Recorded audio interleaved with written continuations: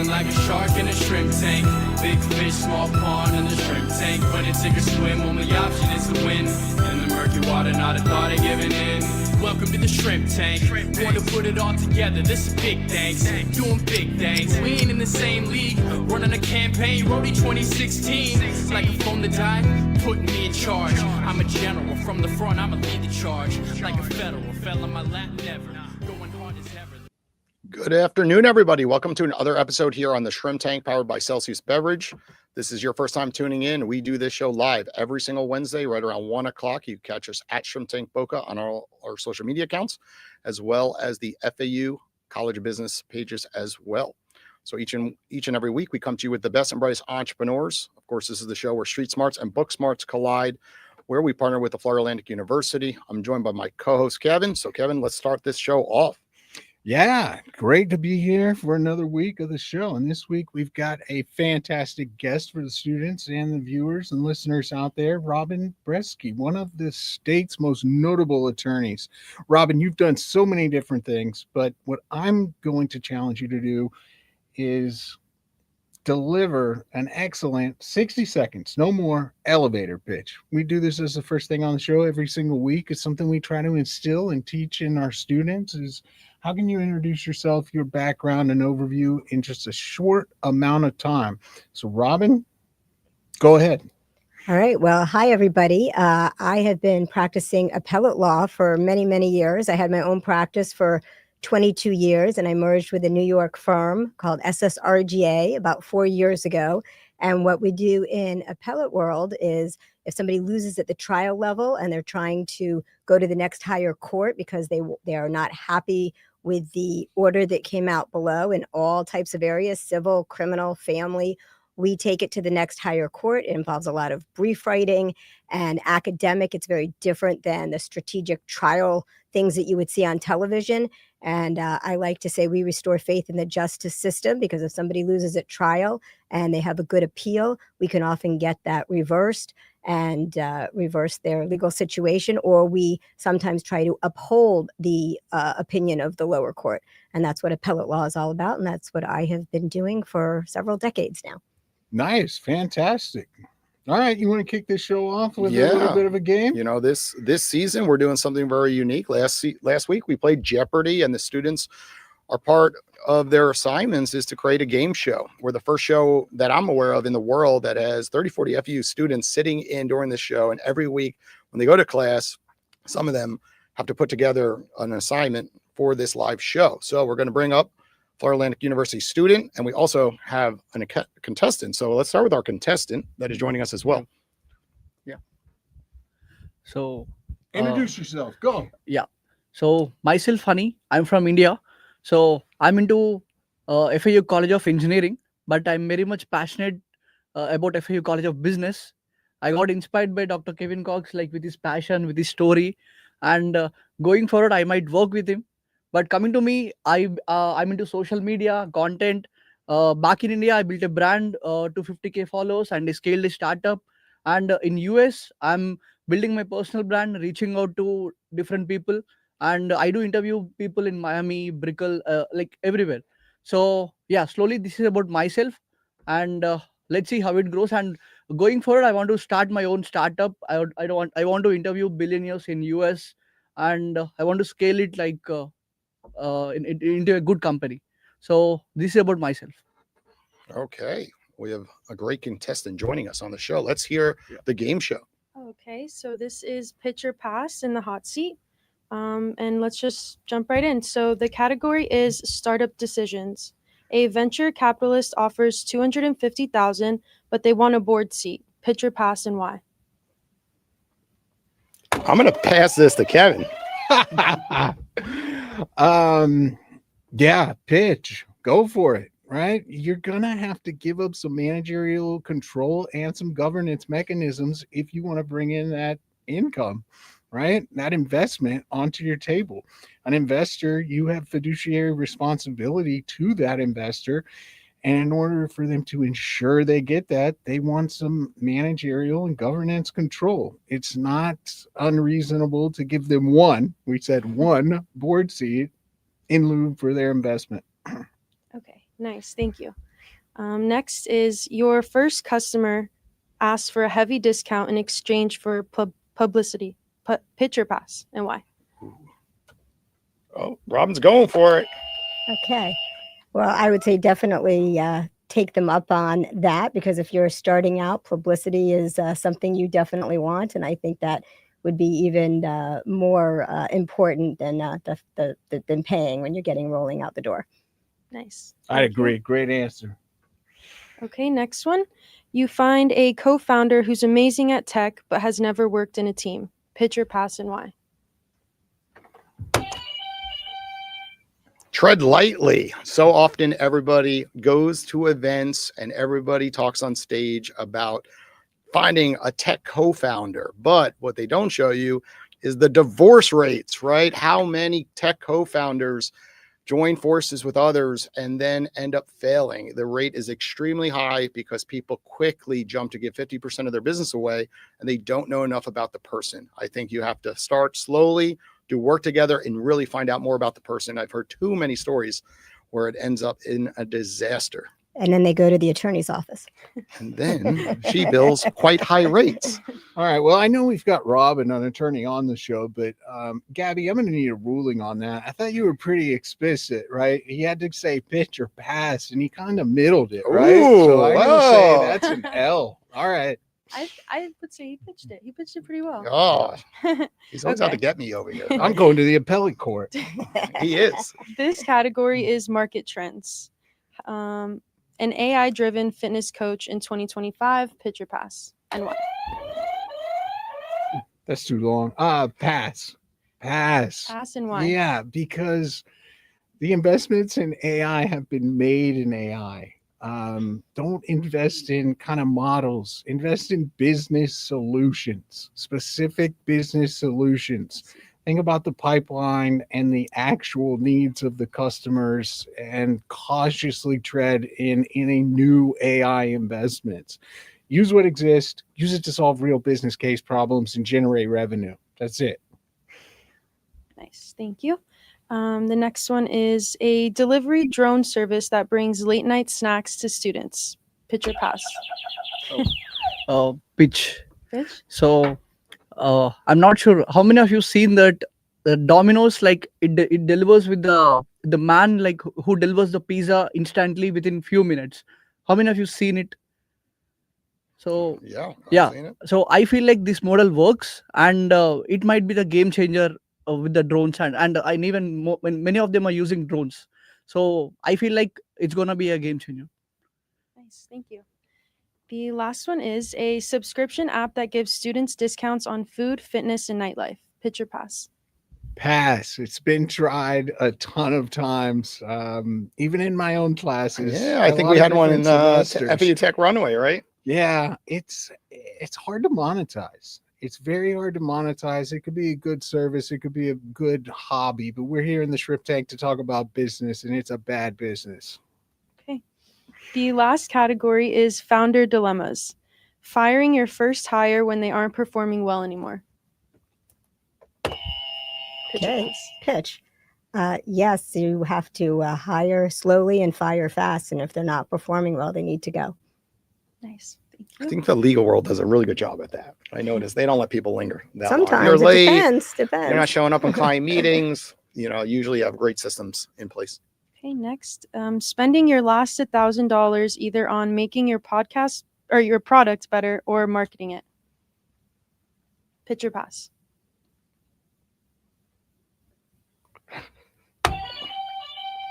Something's already gone wrong if it's your last $1,000. Yeah, that's why I was like, I don't know if I want to answer this.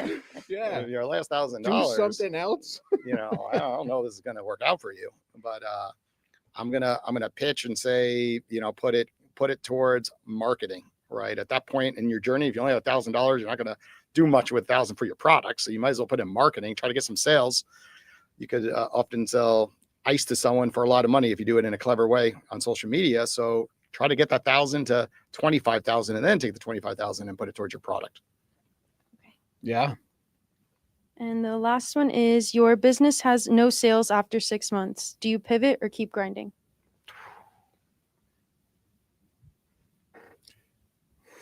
All right. I'll do this in a real situation. I run the Owl app, right? It's on the chairs in this room. And, it kind of goes back to what Kevin was saying about starting a company where others have failed. And you have to be careful listening to all the guidance out there, because lots of times you don't know what the founder's position was. You don't know how much money they had. You don't know the relationships they had. And I can't tell you how many times I was told with Owl, you're absolutely crazy to bootstrap that style of business when you're going direct to consumer in a marketplace style platform. 99.5% of those platforms fail. Most of it is due to money. So often I say, you got to run with it, and, don't listen to all the noise around you. I commonly promote the aspect of getting guidance from other founders that have been in your shoes. So I think I answered that question. What was the end of the question? I kind of went on a tangent. What was the question? Would you, your business has no sales after 6 months? Oh, so I had no pivot sales or- after 6 months. That was my point I was making. And I kept going and going, and we just hit 10,000 profiles on the platform. So often you have to keep doubling down and take failure after failure and change your platform and pivot. That's where I was going with that. Thank you. I just want to add few points. So even I have similar experience back in India. So I do agree with Jason. So within the 6 months, we can't expect any sales. So the thing is, we need to have some patience. So it takes time to figure out what all we need to do in the 6 months itself. So it hardly takes we need to have at least 1 to 2 years to get the proper sales. So I feel like, this is my opinion. Okay. Well, thank you. That's the Thank end you. of Pitch Great and Pass show. in the Hot Seat. All right. Way to go, Absolutely. Gabby. And Kim, could you speak to that point a little deeper? Because I think it's important. A lot of people are trying too many new things as young entrepreneurs, I find, and they pivot too quickly to other businesses. They chase success, but they don't always realize that people are not telling you the full story, right? I see, I'm going to jump to Amazon sale products, or now I'm going to start, this at-home business. And I feel like people jump around a lot, where often they should stay in their lane and stay focused on their dream, on their mission of building that original product. Yeah, there's something to be said for consistency and dedication and perseverance, right? Like unfortunately, a lot of that stuff you find people doing is heavily marketed, because the truth of the matter is the business that's actually viable, that's making money out there on the internet, is the business that's funneling people into those businesses. You'll find with a lot of these get quick overnight businesses, there's a ton of training things you can do. There's a bunch of people you can follow. There's a bunch of content you can consume. And the truth is, a lot of those people are actually making money. And they're not actually making money being an Amazon reseller. They're making money learn to be a rich Amazon reseller, right? Of course. So you really want to be careful. Building anything of substance tends to take some time. Yeah. And energy, effort, resources, investments. If this stuff was so easy, everybody be doing it, and it would, that's how market works, right? The free market economy. Once everybody starts doing something, it gets more competitive and more difficult to do. Of course. Okay, Robin, this part of the show, we want to learn about your past history. Tell us, you graduated from college, same place Kevin went, University of Florida. See that here. And then what happens after that? Tell us some of your journey, and then fast forward to the point, of course, where you decided, hey, I want to start my own firm. So after college, I took a little time off, and I had my first job at a radio ratings research company. I'd interned with them, and I decided to go work with them. It was a competitor to Nielsen at the time. It's now a defunct company. I was there for a couple of years, and then decided I wanted to go to law school. At the time, I was married and pregnant with my first child when I moved with my then husband to upstate New York, and ended up moving from there to Chicago, and started law school when my son was 9 months old. And then I had my daughter in law school. I went to an evening program, graduated in 4 years, 2 children, and I had clerked at the state attorney's office. Well, it was actually in Chicago. I had clerked for them in the appellate division. Back then it was politically incorrectly called the mommy division. Learned appeals, came to Florida, ended up being a prosecutor down in Broward for a while, and then decided I wanted to start my own practice, and started an appellate practice in 2000.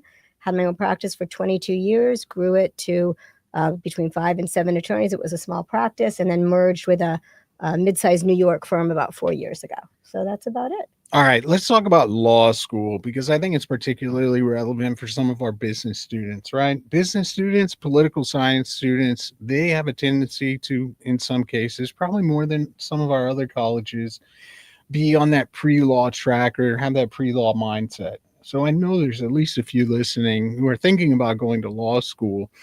Now, law school's changed quite a bit since you went to law school. There are a lot more law schools, and one thing that law schools are really good at is making lawyers, right? So law That's the schools idea. make a lot of lawyers, but from my reading, that has had some negative implications on the job market. So what would your advice be for anybody who's thinking about a career in law and going to law school, given that the job market has been in a little bit of flux depending on the quality of the law school you go to and a few other factors? Well, first of all, I think a lot of people go to law school these days and maybe don't have the intention of practicing law. Not everybody, but some people do. I think it can be a great background to have in business. I mean, I went straight into a legal job after graduating law school, but they don't really teach you how to practice law in law school, teach you how to think a little differently. I had a mentor once say that law school is like taking your brain out of your head, jumbling it around, and then putting it back in, and you just think differently, and you have different perspectives. You see things in a different way. And in evaluating a business and in working in a business, I don't think it hurts to have a law degree. I think it can definitely help. No, I completely agree. I've worked with some business partners that never practiced law, but that had passed the bar and thought about it at some point, but then inevitably got into business. And in my experience, they've been immensely helpful the way they approach situations, and then having that underlying legal background to, raise up a red flag when we're going a little too fast and breaking too many things, as the nomenclature goes. It's always great to have one in the room with that kind of background, even if it's strictly a business environment. I'd agree. But I would just say conversely, there's a lot of people graduating law school. If you think you want to own your own business, they don't also teach you how to own a business or how to run a law firm. So there's a lot of people that graduate with law degrees and they decide, I can't get a job. Maybe I'll just open up my own firm. It's very difficult to do that. First of all, you need to have the experience behind you in the practice of law. There's a lot of good lawyers out there, but there's also a lot of good lawyers that can't run a business, and that becomes very challenging. Yeah, it's funny. We had a guest on a couple of years ago who built out a complete massive business, and really what he specializes in is helping attorneys run the business side and create a business, open their own law firm, because that's what he found. And he found that it was such a challenge. I always tell my students, like, don't look for a product, right? Look for a problem. And so there's so many attorneys that were never taught about how to run a business or create a business. Maybe I'll just do that instead of competing with all these other lawyers. And that turned into being a great business for him. I've actually been using a business coach for the last almost 20 years, and it's been absolutely fantastic for me. I don't think I would have been able to be successful in the business aspect of it without that. Yeah.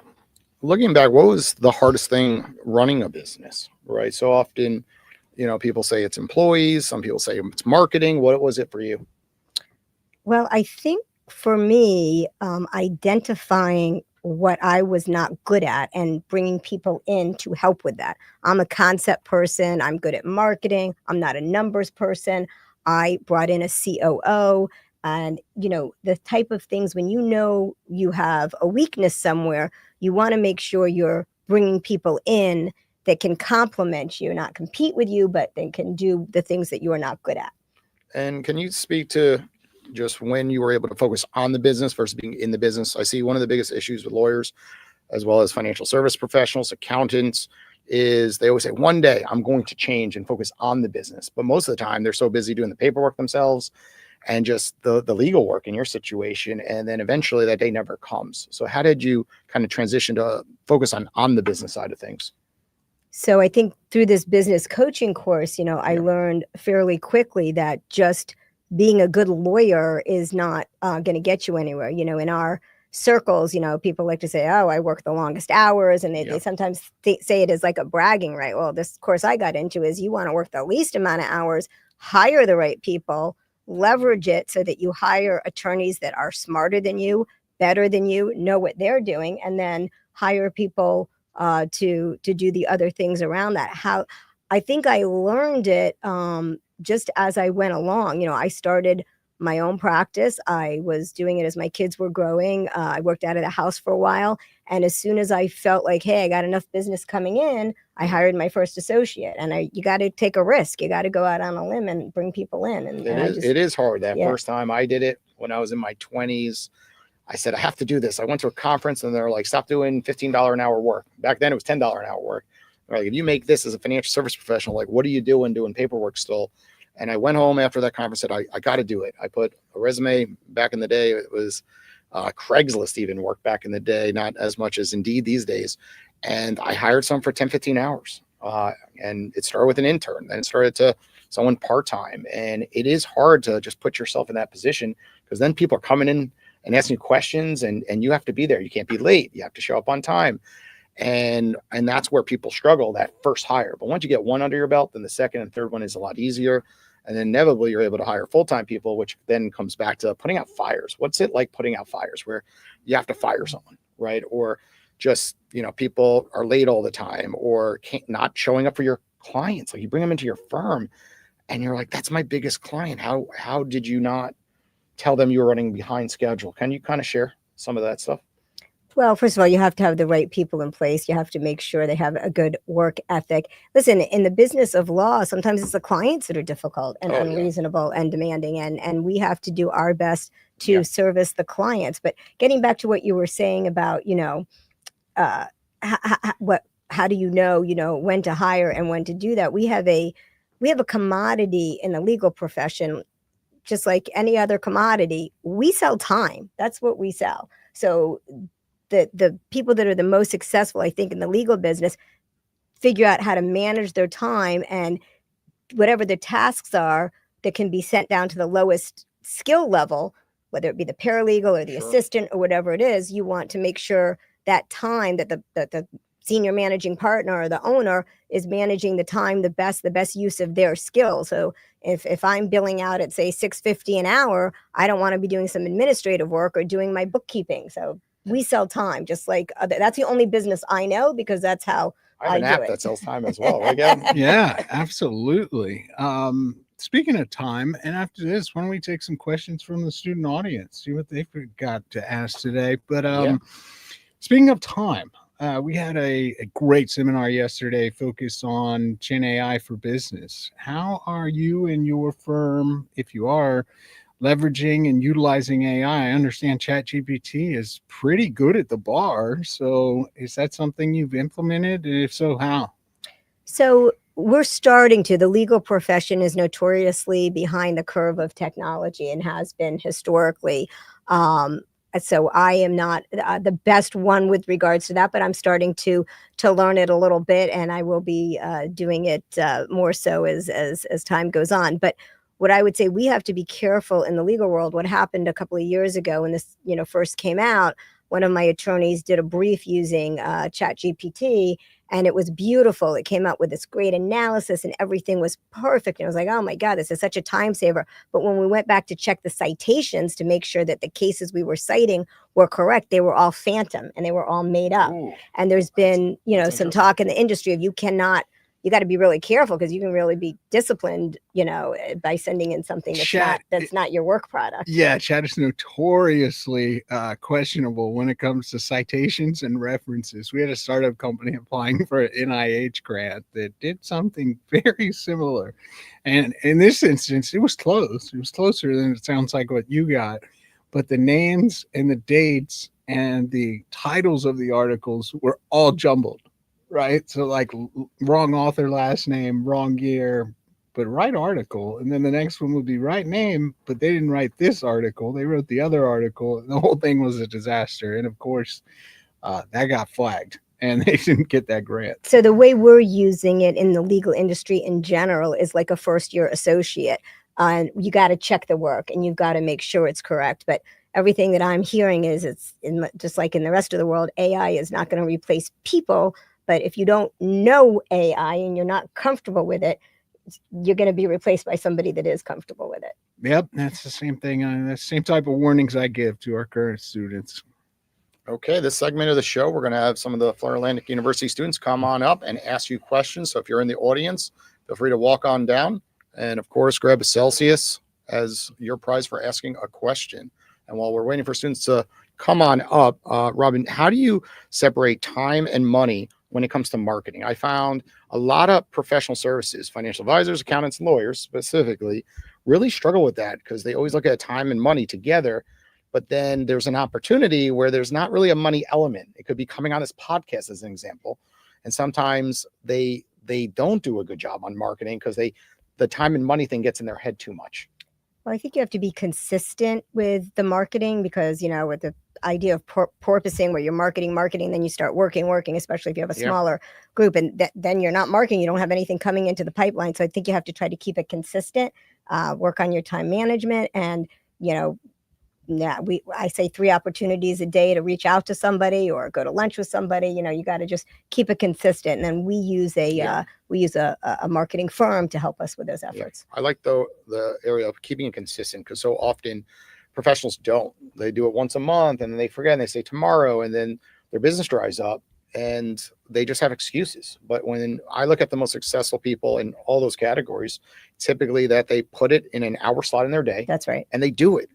Day in and day out. Exactly. And I see that on the OWL platform, which is a networking tool that is available 24/7, where someone could pick up the phone and call somebody and you don't have to wait around.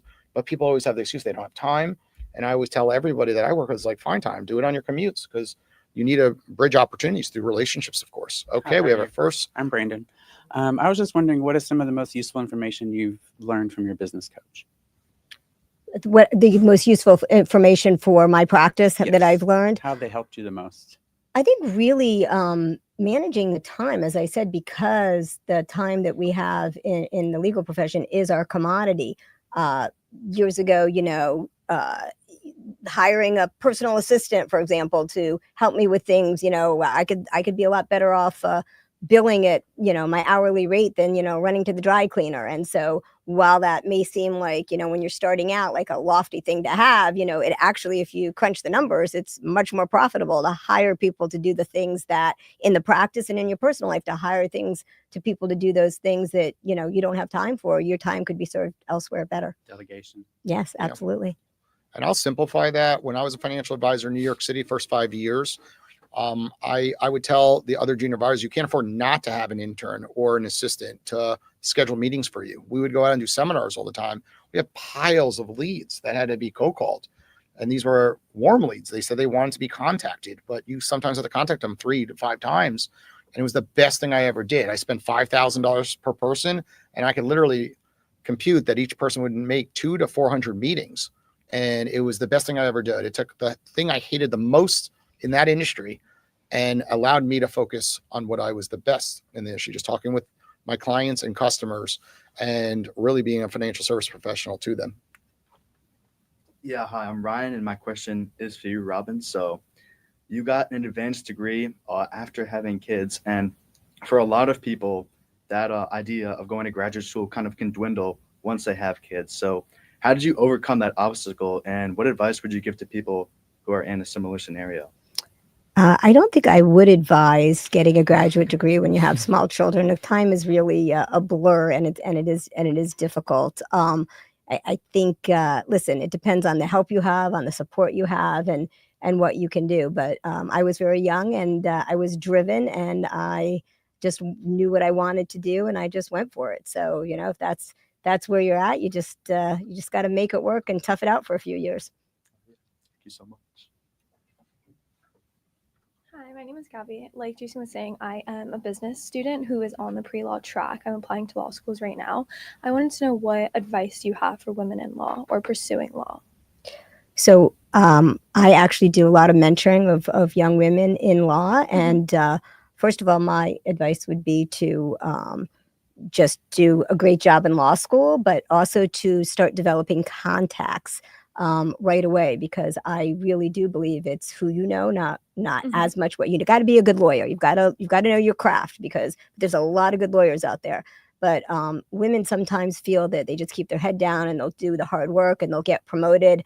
But like in any profession, it's about the business that you build, and you want to get out there to make the right connections to get in with a firm, and then you want to build a book of business as soon as possible. As soon as you've mastered your craft, you want to get out there and get clients, because you succeed in this world by the book of business that you have. Okay, thank you Hope so that's much. helpful. Yes, thank you. All right, maybe one question. Yeah. Final student So- question from up here. Yeah, I wanna ask in the point of students and myself. Even I'm a student. So, what are your suggestions? Like, what are your suggestions for the students who wanna get into entrepreneurship? My recommendations for them to want to get into entrepreneurship.